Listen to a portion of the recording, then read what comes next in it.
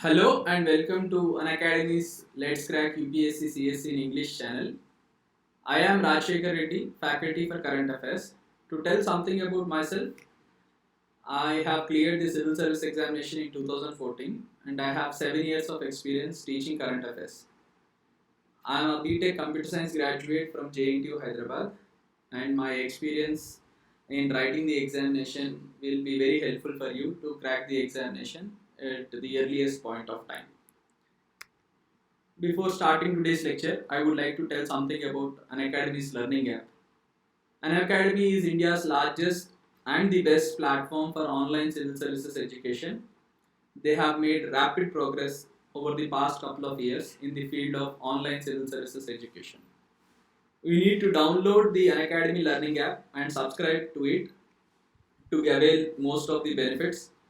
So when you download and subscribe to the Unacademy Learning app, you have a number of advantages. So first and the foremost advantage that you get is you have daily live classes.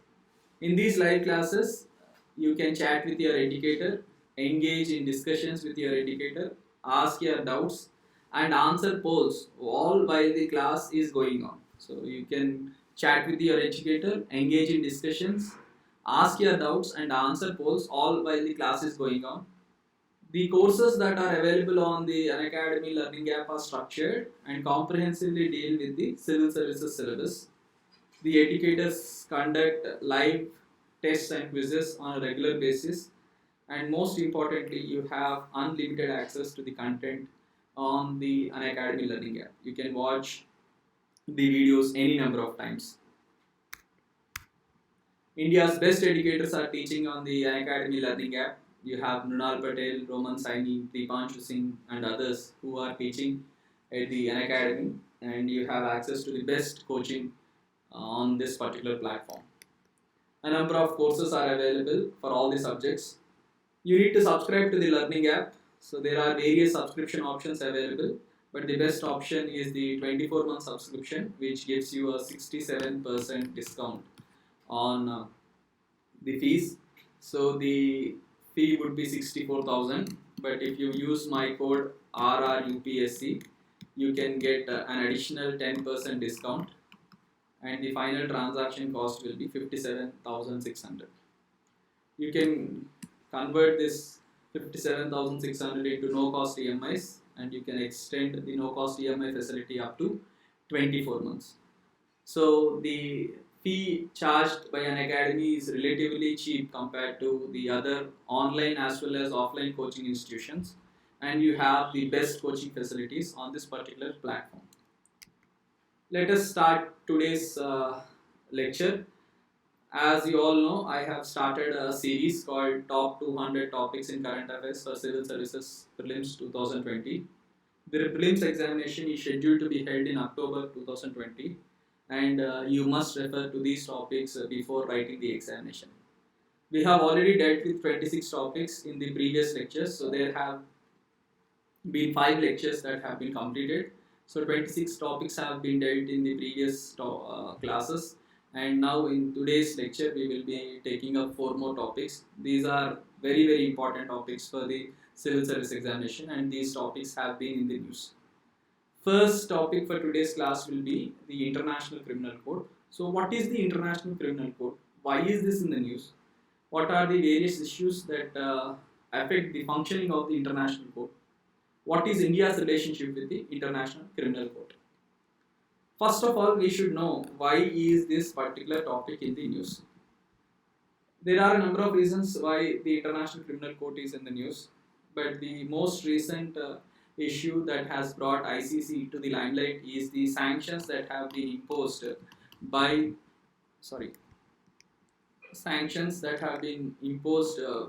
the United States of America on ICC officials. So the US has imposed travel restrictions on the ICC officials who are carrying out an investigation into possible war crimes committed by US soldiers in Afghanistan between 2003 and 2014. So I'll repeat what I have said. ICC has started an investigation into possible crimes committed by US soldiers in Afghanistan between 2003 and 2014, and this investigation has seen a very strong reaction from the United States of America. So, how has the United States of America reacted to it? So, the United States of America, under the leadership of Donald Trump, has imposed sanctions on ICC officials who are carrying out this investigation against the USA. ICC actually has requested, so the ICC prosecutor, Ms. Feto Bensoda, she is a lawyer from Gambia, and she requested the ICC to allow investigation of the US soldiers into on the issue of possible war crimes in Afghanistan between 2003 and 14, including mass killings of civilians. So a number of people in the Afghan war have committed atrocities. These include the Taliban as well as the Afghan authorities and to some extent the US forces and the CIA. So in March 2020, the ICC has given permission to Feto Bensoda to carry out the investigation, and this has resulted in a strong reaction from the United States of America. But what is ICC? What is the function of the ICC? When was it established? Where is it located? And how many judges are there in the ICC? So ICC stands for the International Criminal Court. So most importantly, you must know that ICC stands for the International Criminal Court. This International Criminal Court was established in the year 1998 under what is called a Roman Statute. So the ICC was established under the Roman Statute in 1998. It started functioning from 2002. So the ICC's founding treaty was adopted by the United Nations General Assembly at a conference in Rome in July 1998. After being ratified by more than 60 countries, the Rome Statute entered into force on July 1st, 2002. So ICC started functioning on July 1st, 2002. Which countries are members of the court? How many members are there in the ICC? So there are 123 countries party to the Roman Statute. So 123 countries have signed and ratified the Rome Statute, and some 40 countries have never signed the treaty. These include China and India. So China and India have never signed the Roman Statute, so they are not members of the International Criminal Court. Similarly, some countries have signed the Roman Statute, but they have not ratified the Roman Statute. These countries include Russia and the United States of America. So there are 123 signatories to the Rome Statute. 40 countries have never signed the Rome Statute, which include China and India. Some 12 countries have signed the Roman Statute, but they have not ratified it. These include the United States of America as well as Russia. Moving on to the next point, you must know the difference between signature and ratification. So what do you mean by signature and what do you mean by ratification? So there is a important difference between signature and ratification. So by signing a treaty, a state declares that it has agreed upon the content of the treaty and intends to work towards its implementation. This is very, very important. When a country signs a particular treaty, it says that it has agreed upon the content of the treaty and intends to work towards its implementation. So the country accepts the treaty and intends to work towards its implementation. But only the ensuing ratification leads to a legally binding obligation under international law. Signing does not make a particular treaty binding on a particular country. So by signing a particular treaty, the treaty does not automatically become legally binding on that country. What needs to be done is ratification. So a country which signs a particular treaty must follow it up by ratifying the treaty. There are different ways in which treaties are ratified. In India, the parliament ratifies various treaties that are signed by the executive. So ratification also stands for the domestic procedure that translates treaties under international law into domestic law. So these international treaties must be applicable in the domestic territories, and that can be done only by means of a law, and ratification provides the procedure for enacting a law to implement a particular treaty in a particular country. For example, we have signed the United Nations Convention Against Torture. This is a very famous convention which has been in the news following the death of father and son in Tamil Nadu. there have been serious protests in Tamil Nadu against the killing of Jairaj and Benix in police custody. It is alleged that they have been killed because of the torture uh, committed by the police officers. So India is a signatory of the United Nations Convention Against Torture. So United Nations Convention Against Torture was adopted in 1984 and it entered into force in 1987. India signed the treaty in 1997. So India is a signatory of the United Nations Convention Against Torture, but we have just signed it. The fact that we have signed doesn't make it legally binding on our country. So it is not legally binding. What we need to do is we need to enact a law which makes a particular treaty legally binding. So we have not enacted the Prevention of Torture Bill. So there is a proposal to enact the Prevention of Torture Bill that has not been done till date. So though we have signed the United Nations Convention Against Torture, we have not ratified it. So that torture convention is not legally binding on India. So that is the difference between signature and ratification. By signing a treaty, a state declares that it has agreed upon the content of the treaty. So they have accepted the content of the treaty and they also accepted that they intend to work towards its implementation. But only the ratification makes the treaty legally binding. So in addition, the term ratification also stands for the domestic procedure that translates treaties under international law into domestic law.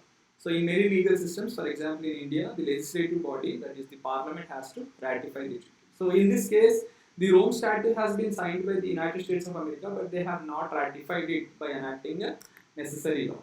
So you can see the image here. So the countries which have signed and ratified the treaties are called parties. So there are as many as 123 countries who have signed and ratified the treaty. So these include mostly the African countries, South American countries, and the Western European nations. But you can see the others which are in yellow. So they have signed but not ratified. Most importantly, Russia and USA have signed but not ratified. There are several countries that are shown in brown, including India. So these countries have never ratified the treaty. Let us move on to the next point. Two countries have withdrawn from the ICC. So two countries which have ratified the treaty have withdrawn from it. So these countries include Burundi. So Burundi is one country that has left the ICC. They have left it in 2017.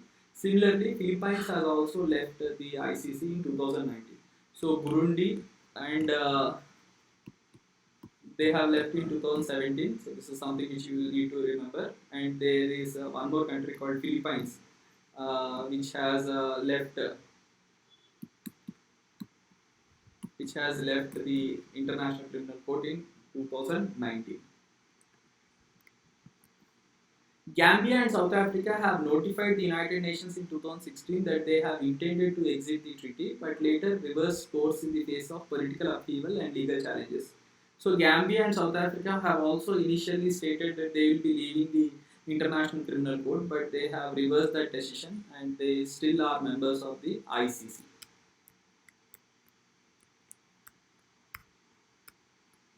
How does the court work? So this is an important point. So the ICC is based in The Hague. So The Hague is a city in Netherlands, and there are a number of international institutions which are based in The Hague. So ICC is located in The Hague.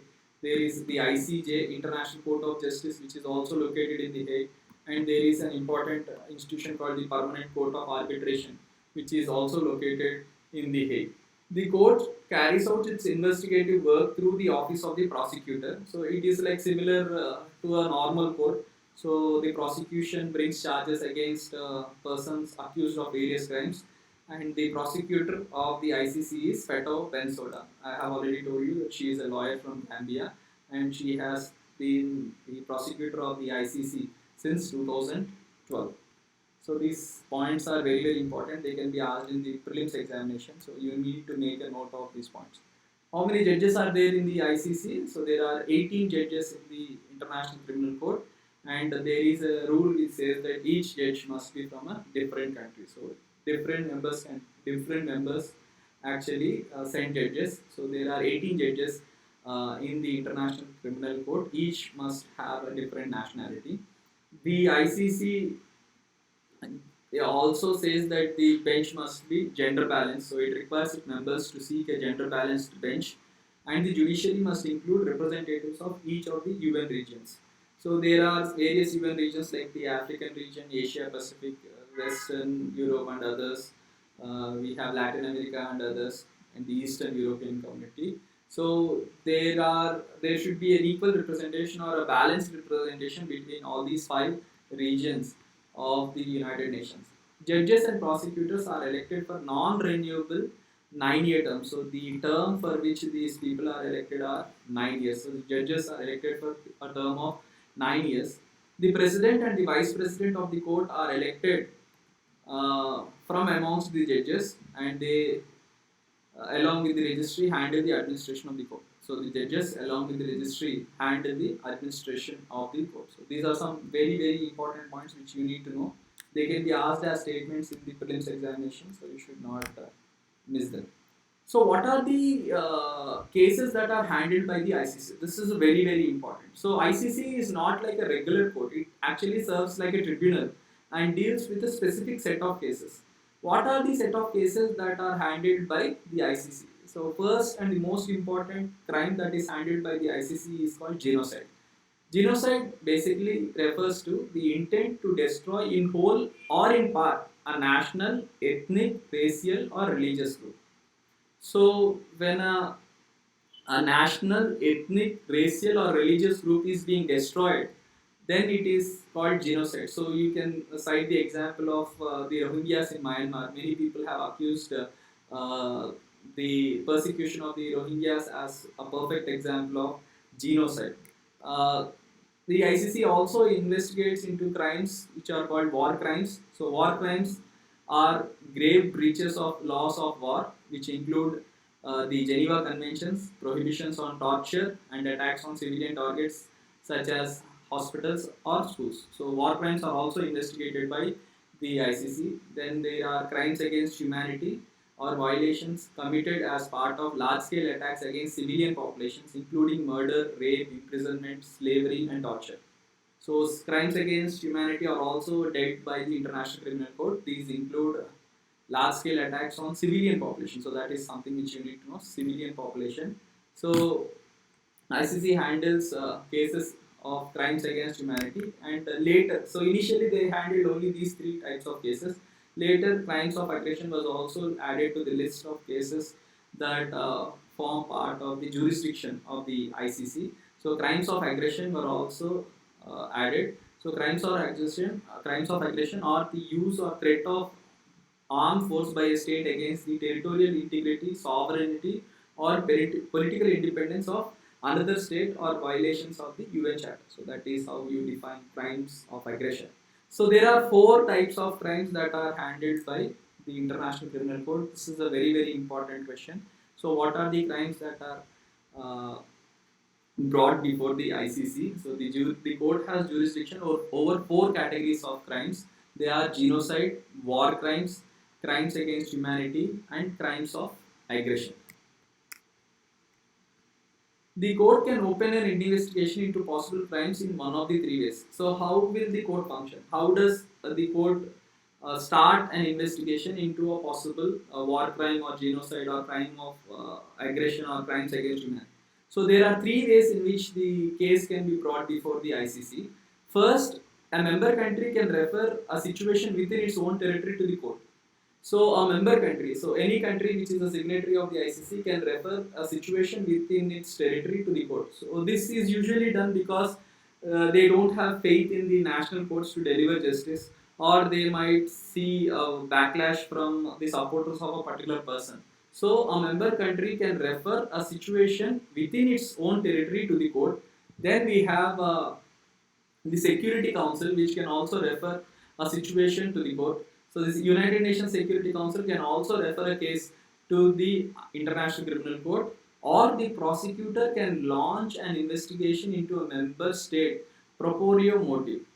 So proprio motive means on one's own initiative. So the prosecutor can launch an investigation into a member state proprio motive, or it is meant as one's own initiative.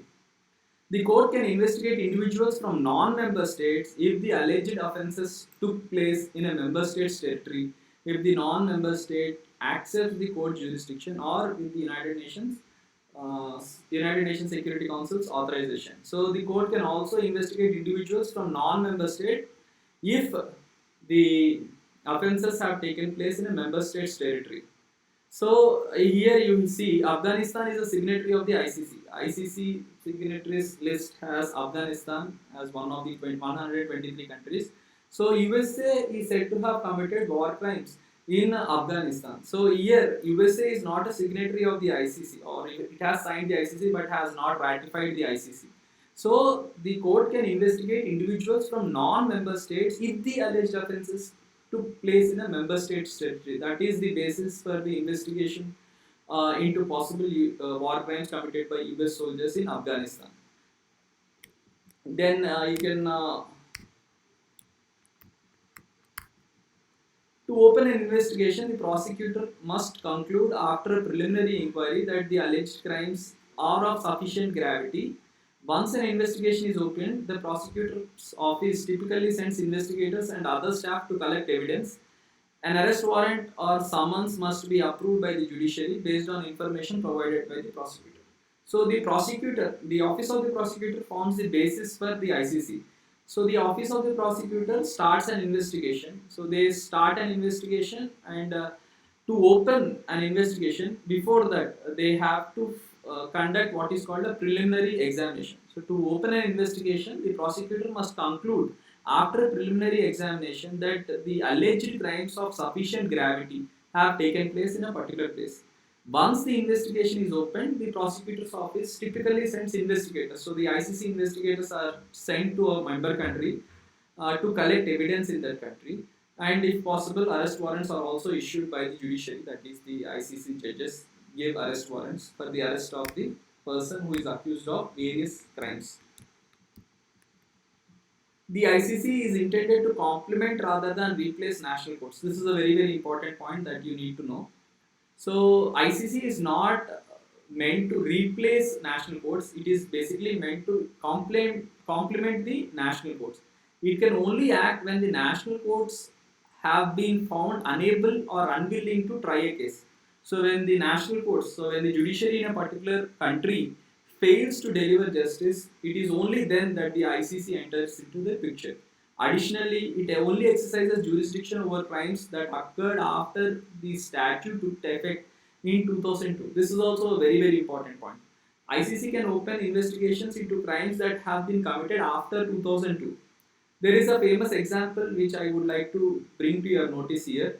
You must have heard about the war between India and Pakistan in 1971. It is called the Liberation War, so the Bangladesh Liberation War. So Pakistan is said to have committed serious atrocities in Bangladesh. So Pakistan army is said to have committed rape, murder and other various forms of torture on the citizens of Bangladesh in 1971.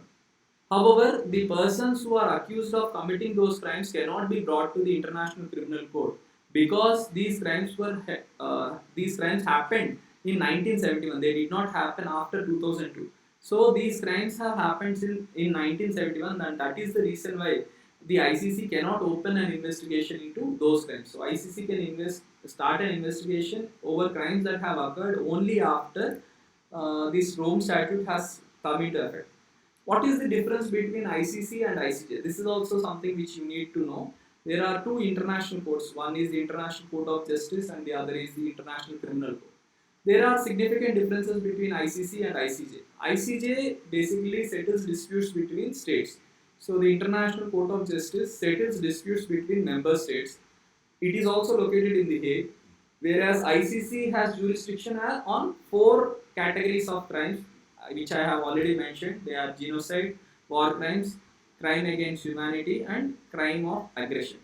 So there is a significant difference. ICJ settles disputes between countries, whereas ICC investigates individuals. So it will not accuse any country, it will actually accuse and sentence a person who is accused of various crimes to various penalties, but it will not punish a country for committing a crime. So it will investigate and charge only individuals. What cases have been opened in the ICC? This is also very important. So the ICC has indicted more than 40 individuals, all from African countries. So this is a very important point that you need to know. So they have accused 40 persons. They have brought charges against 40 individuals. But interestingly, all these 40 persons are from African countries.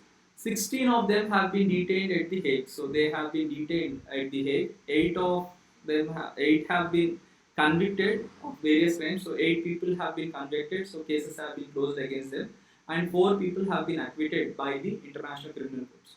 So as on today, as many as 40 individuals have been indicted. 8 people have been convicted, and 4 people have been acquitted by the ICC.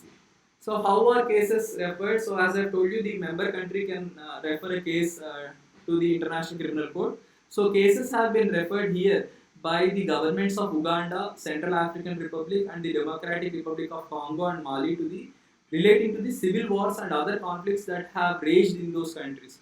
As you all know, most of the African countries suffer from civilian conflicts or civil war. So these countries have referred to the civil wars that have taken place in their own territories to the International Criminal Court.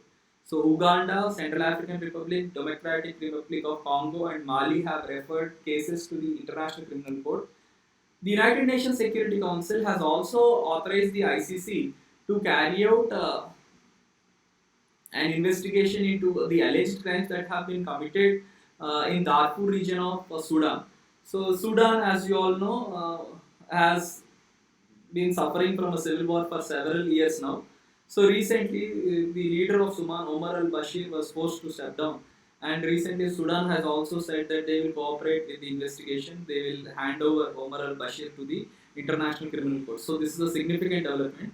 The case with respect to the Darfur region of Sudan was referred to the ICC by the United Nations Security Council. One way to refer a case to the ICC is through the United Nations Security Council. So UNSC has referred 2 such cases to the ICC. One is the developments in Sudan, and the other refers to a development in Libya in 2011. So they have referred 2 cases. In addition, the prosecutor's office opened investigations on its own in Kenya in 2010, Ivory Coast in 2011, Georgia in 2016, and Burundi in 2017. So they have started investigations into various countries. They have started investigations, but these investigations are still going on.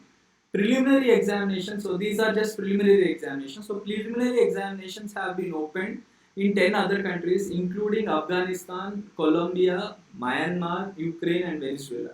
So preliminary investigations have been opened in Afghanistan, Colombia, Myanmar. Myanmar means the Rohingya issue is also being dealt. Though Myanmar is not a signatory of the ICC, they are conducting an investigation through Bangladesh. Bangladesh is a signatory of the ICC. Similarly, Afghanistan is a signatory of the ICC, and they are carrying out the possible war crimes committed by various groups of people, including the Taliban, Afghan security forces, and the US security forces. What are the criticisms of the International Criminal Court? So this is something which you need to know. So there is a lot of criticism leveled against the International Criminal Court. So criticism generally comes from 2 directions. Some believe that the court has too little authority, making it inefficient and ineffective at putting away war criminals.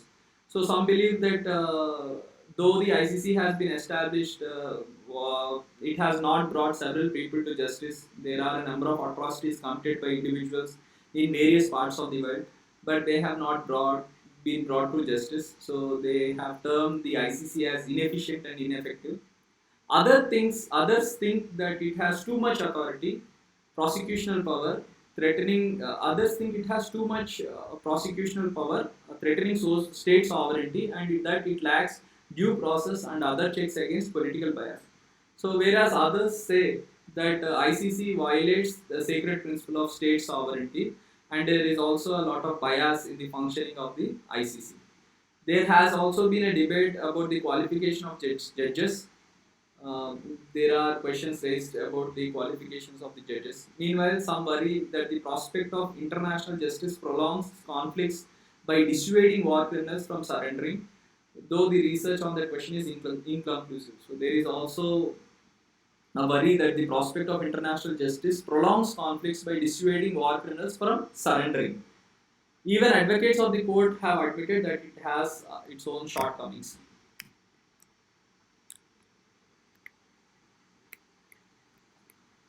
Several major powers echo US complaints. So, China and India, in abstaining from the court, argue that it would infringe on their sovereignty. So, India and China have actually abstained from the ICC on the ground that it will infringe on their sovereignty. Analysts point out that both the countries could face investigations if they involved. If they joined. So there are some serious crimes which have happened in our country after 2002. They may also be investigated by the International Criminal Court if India joins the ICC. In 2016, Moscow said, that is Russia said, it was pulling its signature from the treaty after the court classified its 2014 annexation of Crimea as an occupation. So Russia has also threatened that it will come out of the ICC, though it is not a party, though it has not ratified the treaty, but it has signed the treaty. So it has also threatened to withdraw its signature from the International Criminal Court. Many African countries have accused the ICC of disproportionately targeting the African continent. Of the court's more than 2 dozen cases, all have dealt with the alleged crimes in African states. As I've already told you, only African nationals have been indicted by the court, and all 40 individuals who have been indicted have been African citizens. So, this is also a major criticism that is leveled against the International Criminal Court. So this is about the ICC. You should know various aspects related to the ICC. I'll just revise what I have just told you. So ICC stands for the International Criminal Court. It was established under the Rome Statute of 1998. It entered into force on July 1st, 2002 after 60 countries ratified the Rome Statute. The court is based in The Hague. There are 18 judges in the ICC. Each of them are appointed for a term of 9 years. No country can have more than a single judge in the International Criminal Court. The ICC functions through the Office of the Prosecutor. The present prosecutor is Fatou Bensouda. She is a lawyer from Gambia. ICC can investigate crimes with respect to 4 categories. So they are genocide, war crimes, crimes against humanity, and crime of aggression. A number of allegations are being made against the function of the ICC. I have dealt with these in the previous slides. So let us move on to the next topic. So the next topic is something that is commonly asked in the civil services examination. So that is the IUCN Red List. So what is this IUCN Red List and what are the various issues that relate to the IUCN Red List? This is a commonly asked question in the prelims examination. So you must know something about the IUCN, and then we'll deal about the Red List. So the International Union for the Conservation of Nature is an international organization working in the field of nature conservation and sustainable use of natural resources. So this organization IUCN works in the field of nature conservation and sustainable use of natural resources. So IUCN stands for the International Union for Conservation of Nature. It was established in 1948 and the headquarters of IUCN are located in Gland, Switzerland. So headquarters are located in Gland, Switzerland. Then what is this Red List? So IUCN Red List has been established in the year 1964. So IUCN has created what is called the Red List in 1964. The International Union for Conservation of Nature's Red List of Threatened Species has evolved to become the world's most comprehensive information source on the global extinction status or global extinction risk status of animal, fungus, and plant species. So the IUCN Red List basically classifies plants and animals into various categories, and basically it is a list that is indicative of the threat posed to a particular animal or plant. So IUCN Red Data Book or IUCN Red List of Threatened Species is the most comprehensive information source on the global extinction risk status of animal, fungus, and plant species. So it is a list which gives an indication of the threat posed to various plants and animals. Various plants and animals are placed in different categories. IUCN Red List is a critical indicator of the health of the world's biodiversity. So it indicates the biodiversity of the world. Far more than a list of species and their status, it is a powerful tool to inform and catalyze action for biodiversity conservation and policy change, critical to protecting the natural resources we need to survive. So, apart from highlighting the threat posed to plants and animals, it also acts as a very powerful tool to inform and catalyze action for biodiversity conservation. So, the list is used as a tool to catalyze action for biodiversity conservation and policy change. So, nations are forced to take action to conserve a particular species that is threatened because of various actions like climate change, habitat loss, etc. etc. Currently, there are more than 1,20,000 species on the IUCN Red List, with more than 32,000 species threatened with extinction. This is very, very important. There are more than 1,20,000 species on the IUCN Red List, with more than 32,000 species threatened with existence. So, there are 32,000 species of plants and animals that are threatened according to the International Union for the Conservation of Nature. So what are the IUCN Red List categories and criteria? So you must know these categories, very very important for your prelims examination. So what are the various categories into which plants and animals are classified, and on what basis are they classified into various categories? So the IUCN Red List categories indicate how close a species is becoming to extinct. So how close a particular species is becoming to extinct is highlighted by the IUCN Red List. There are 9 categories in the IUCN Red List. So what are these categories? Very very important for you. So they are extinct, extinct in the wild, critically endangered, endangered, vulnerable, near threatened, least concern, data deficient, not evaluated. So there are 9 categories into which plants and animals are placed. First and the most important category is extinct. Then we have extinct in the wild. We have critically endangered, endangered, vulnerable, near threatened, least concern, data deficient, and not evaluated. So the last 2 categories are not important. In fact, the last 4 categories are not important, but the first 5 categories are generally asked in the examination. So how are plants and animals placed in a particular category? So as you can see here, the threatened categories include these 3 categories: critically endangered, endangered, vulnerable. So these are the 3 categories in to which the species are placed. So as critically endangered and endangered. So what criteria is used by the IUCN for placing an animal or a plant into these categories? So first is population reduction. So if there is a significant reduction in population, then it will be placed either in the critically endangered or endangered category. Restricted geographical range. So if the geographical range of a particular animal species is restricted, then also it will be placed in the threatened category. Small population size and decline, very small or restricted population, and extinction probability analysis. So these are the 5 criteria on the basis of which various plants and animals are placed into threatened categories. So let us see in detail about the various categories. So first category is extinct. What do you mean by extinct? So a species is extinct when the last existing member dies. So when the last surviving member of particular species dies, then it is classified as extinct.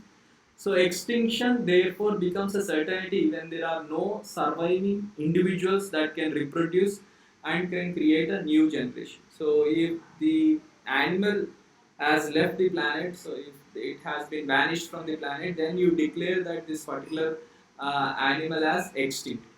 Extinction becomes a certainty when there are no surviving individuals that can reproduce and create a new generation. There are some other words which are used, which are functionally extinct and locally extinct. What do you mean by functional extinction? The species may become functionally extinct when only a handful of individuals survive, which cannot reproduce due to poor health, age, sparse distribution over a large range, a lack of individuals of both sexes, or for other reasons. So you can tell that a particular species is functionally extinct if there are only a handful of those individuals left.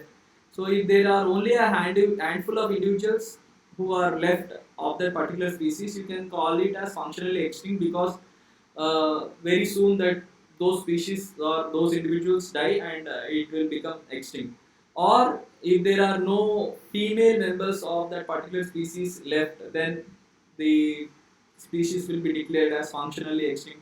Or if the existing members are suffering from poor health or old age, then also that particular species is called as functionally extinct. There is another term that is used which is called locally extinct. So you must know what is locally extinct. So there are a number of animals that are declared as locally extinct. Locally extinct means this particular animal has become extinct in a particular geographical location. So it has not become extinct all over the world, but it has become extinct in a particular geographical location. For example, the cheetah has become extinct in India, but it is surviving in Iran. So it still survives. It is endangered in Iran, but it has been declared as extinct in our country. So cheetah is still, and cheetah has left our country, so it has been declared as extinct in India. So examples I have given very recently, the Chinese paddlefish as well as Bramble K. melamis have been declared as extinct by the respective countries. So China has declared these particular species as extinct. Then the second category is extinct in the wild. So what do you mean by extinct in the wild? So extinct in the wild is the second most important category.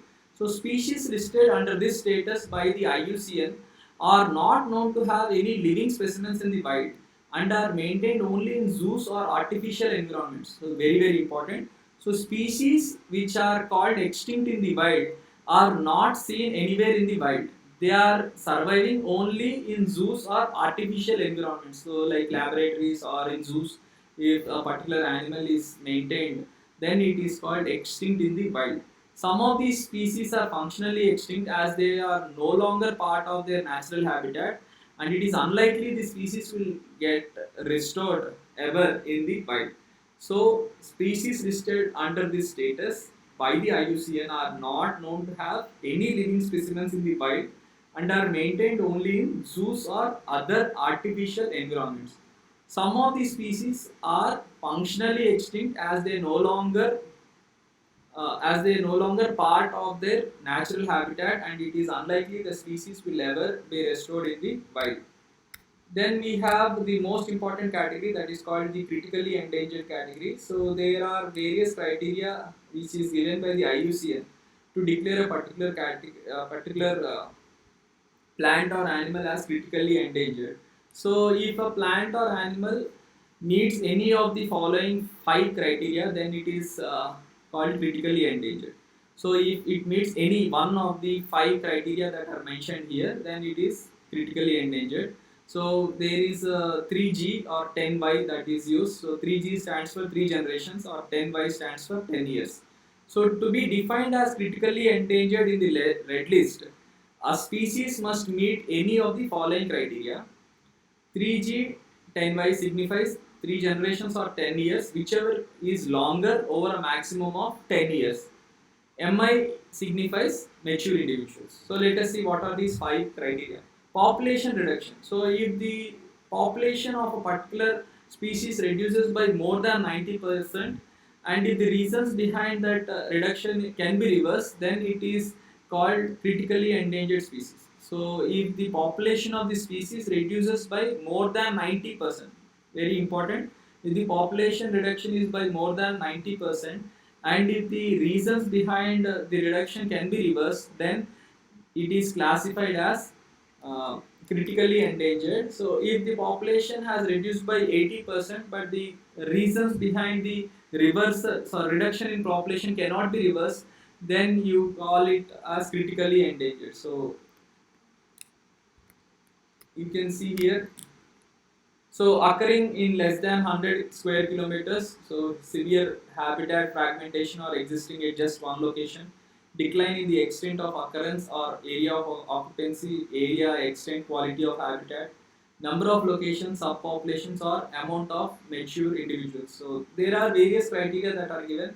So you need not study all these criteria, but you just have to remember some points. So if there is a significant decline in the population of the species, or if the species is found over a restricted geographical area, or if the number of mature individuals are very less, then you declare a particular animal as critically endangered. So I have given this information for your understanding. So if you are curious, then you can go through this. But in general, they will not ask the criteria for declaring a particular animal as critically endangered. So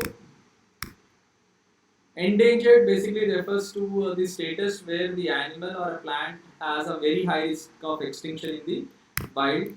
Vulnerable refers to a situation where a particular animal is likely to become endangered unless the circumstances that are threatening its survival decrease and reproduction of that species improve.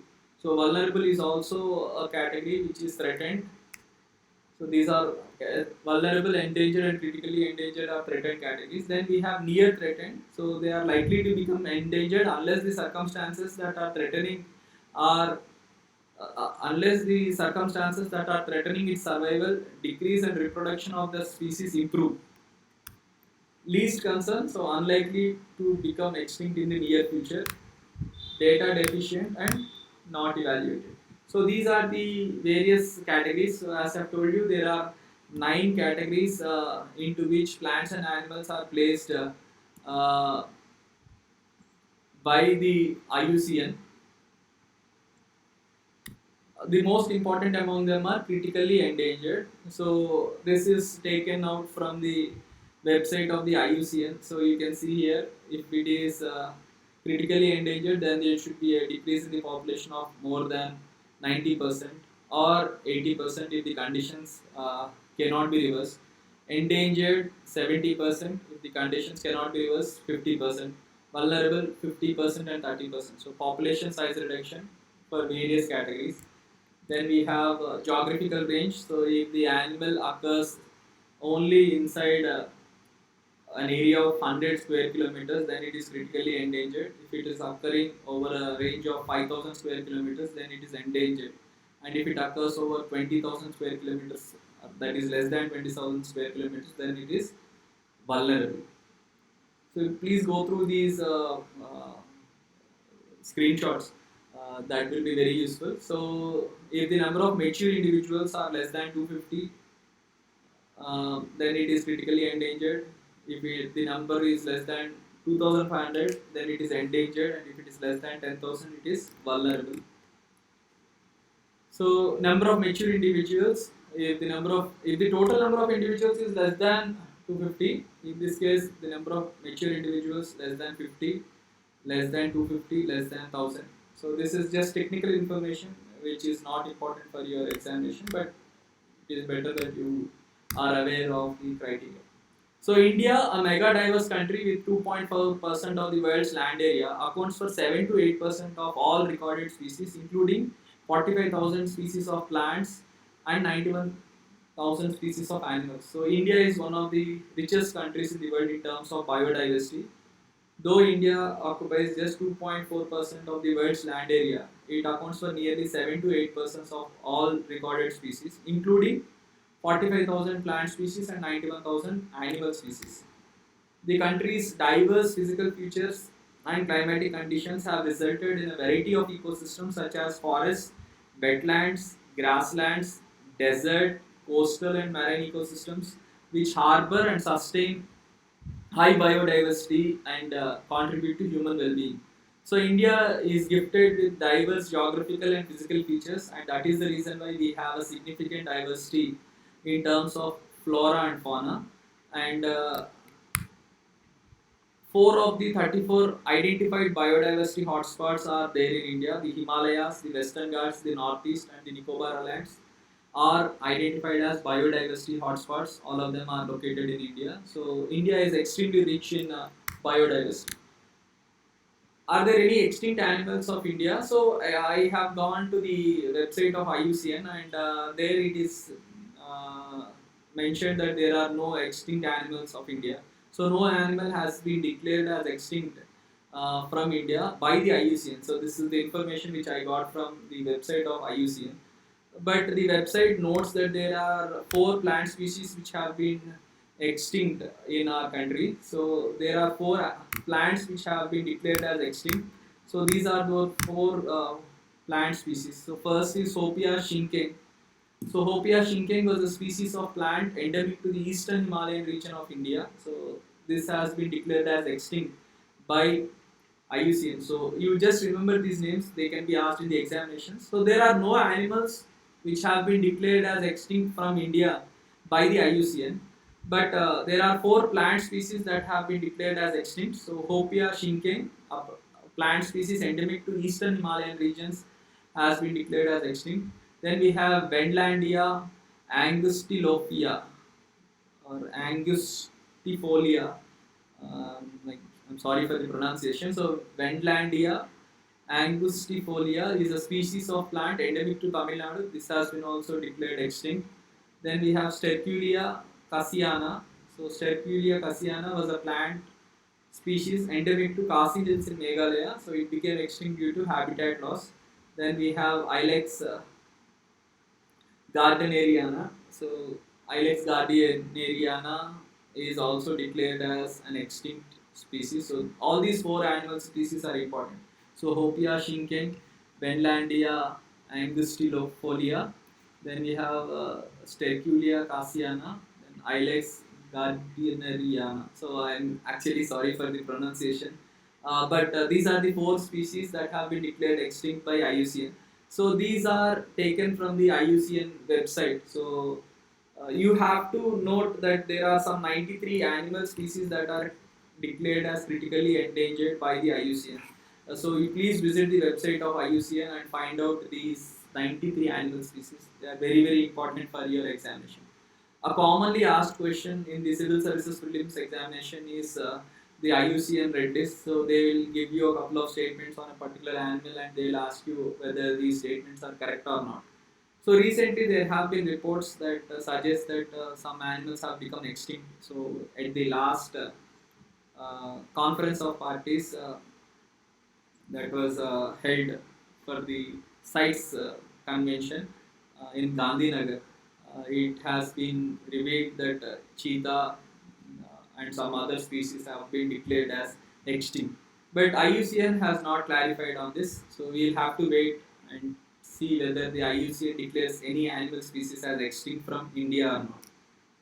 Then there is another topic that is related to ecology and environment. This is also a commonly asked question in the examination. You must have studied this, so this will serve as a revision for you. So, what is the Ramsar Convention and what is the significance of Ramsar Convention? So, the Convention on Wetlands in, is the intergovernmental treaty that provides the framework for the conservation and wise use of wetlands and their resources. So Ramsar Convention or Convention on Wetlands is the intergovernmental treaty that provides a framework for the conservation and wise use of wetlands and their resources. So Ramsar Convention basically deals with wetlands. The convention aims at the conservation and wise use of wetlands and their resources. The convention uses a broad definition of wetland. So you can define a wetland as a land which is either completely or partially submerged under water. So wetlands are areas that are either fully or partially submerged underwater. So these include lakes, rivers, underground aquifers, swamps, marshes, wet grasslands, peatlands, oases, estuaries, deltas, tidal flats, mangroves, and other coastal areas, coral reefs, and other human-made sites such as fish ponds, rice paddies, reservoirs, and salt pans. So these are examples of wetlands. The convention was adopted. This one.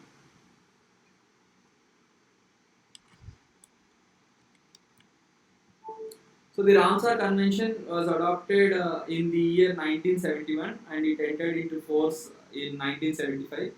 Ramsar is a city based in Iran, so it is a city in Iran, and that is the reason why the Wetland Convention is called the Ramsar Convention. So the convention was adopted in the Iranian city of Ramsar in 1971 and came into force in 1975. So this was adopted in 1971 and it entered into force in the year 1975. So since then, almost 90% of the UN member states from all the world's geographic regions have acceded to become contracting parties. So more than 90% of the members of the UN are signatories of the Ramsar Convention. So signatories here are called contracting parties. So there are three pillars to this convention. So what are the three pillars of the Ramsar Convention? So under the three pillars of the convention, every contracting party must do the following three things. So every contracting party commits to work towards the wise use of all their wetlands. So every country which has signed the Ramsar Convention must commit itself to work towards the wise use of all their wetlands, designate suitable wetlands for the list of wetlands of international importance, and ensure their effective management. This is very, very important. Under the Ramsar Convention, countries designate wetlands as wetlands of international importance by themselves. So there is no authority which designates wetlands as Ramsar sites. It is the government of India that designates wetlands as Ramsar sites. So designate suitable wetlands for the list of wetlands of international importance. So under the three pillars of the convention, the contracting parties commit to designate suitable wetlands for the list of wetlands of international importance and ensure their effective management. So every country must prepare its own list of Ramsar sites and work towards their effective management. All countries have also agreed to cooperate internationally on transboundary wetlands, shared wetland systems, and shared species. So, if a wetland extends over a couple of countries, then both countries have decided to cooperate with each other in conserving and effectively managing that particular wetland. So, these are the three pillars of the Ramsar Convention, very, very important. So, all countries have taken the pledge to work towards the wise use of their wetlands, designate suitable wetlands for the list of wetlands of international importance and ensure their effective management, cooperate internationally on transboundary wetlands, shared wetland systems and shared species.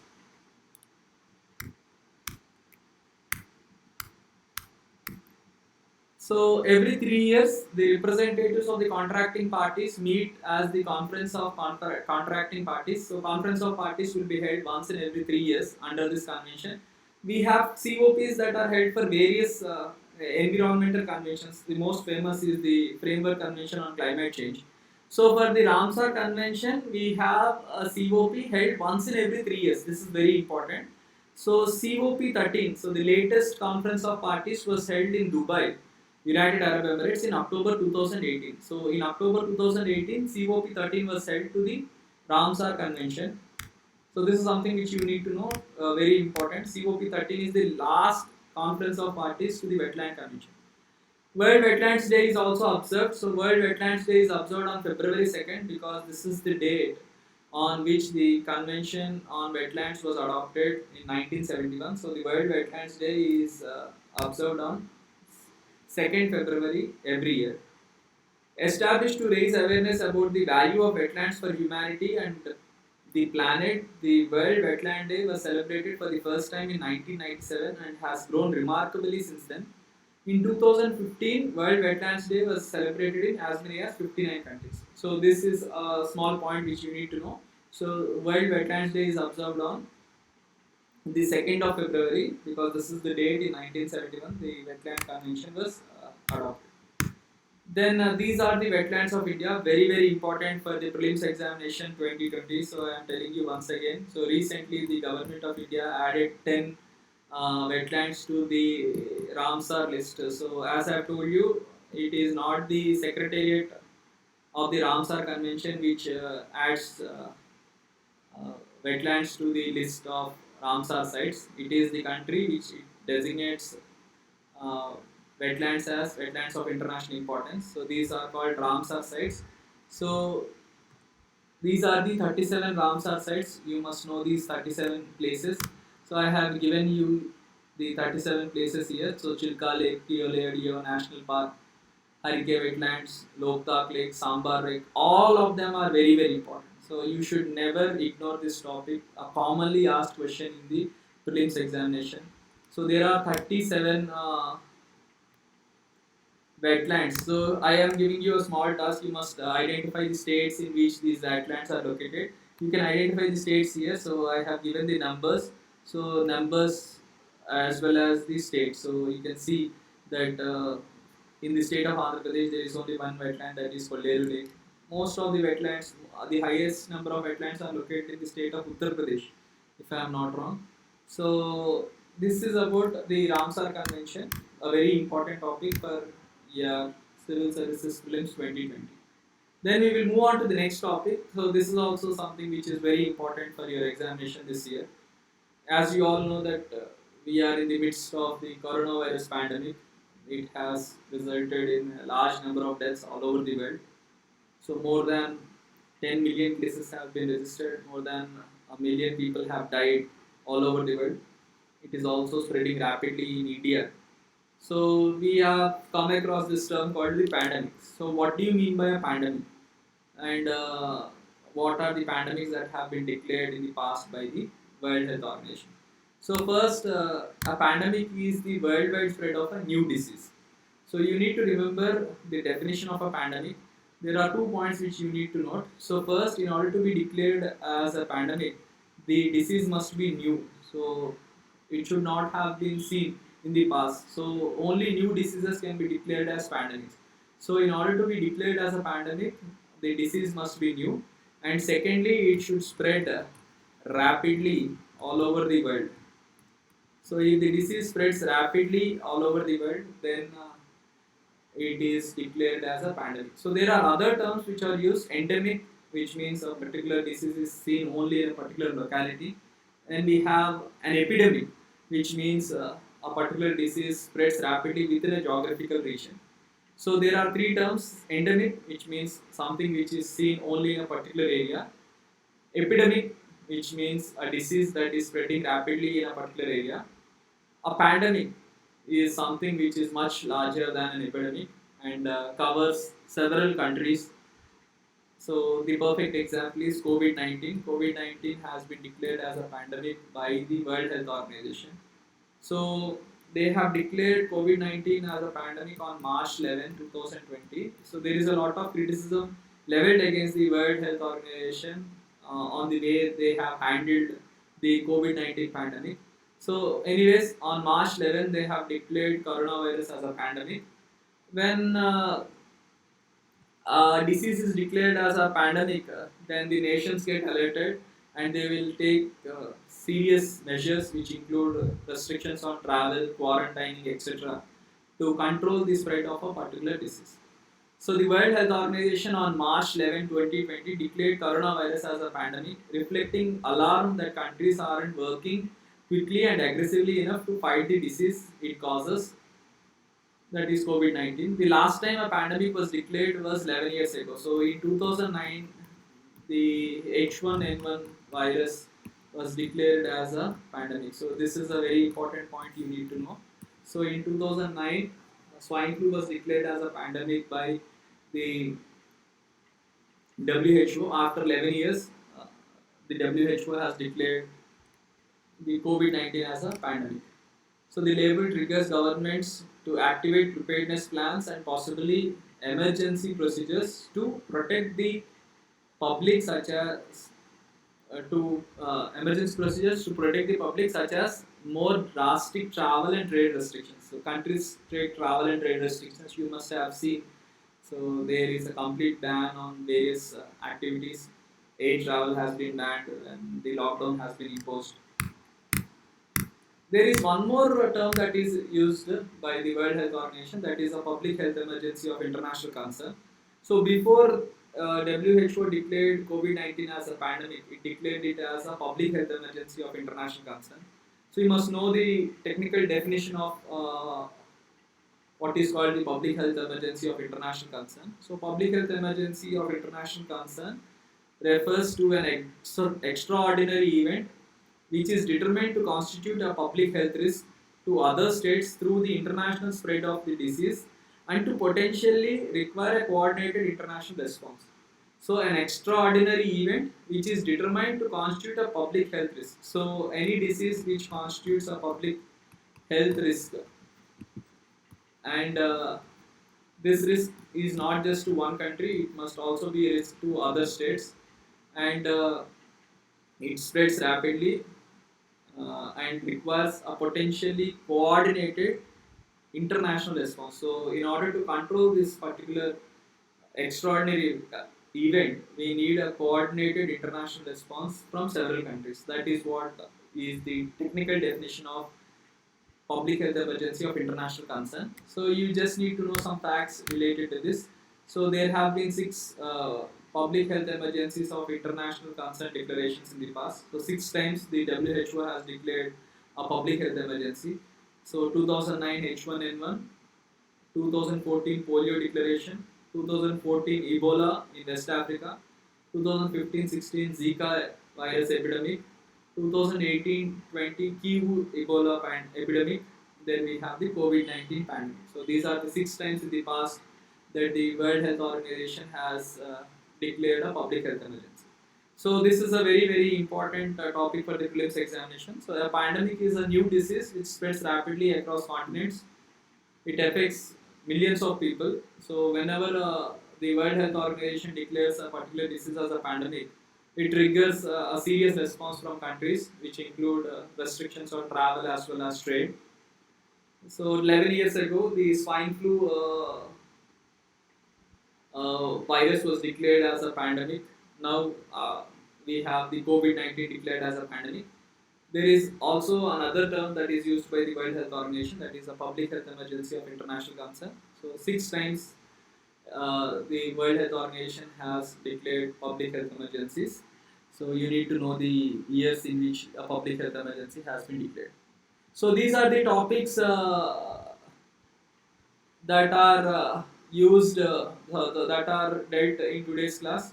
So in the next class, we will be dealing with a new set of topics. So this is part of a series of lectures called Top 200 Topics in Current Affairs for Civil Services Prelims 2020. So if you like the video, then please follow me. You like, comment and subscribe. Share with your friends. And you can call me at any time at 767-3939-090. Please use my code RRUPSC to get an additional 10% discount. You can also follow me on Telegram. My Telegram ID is Rajasekhar So please follow this link. So thank you for listening and have a great day.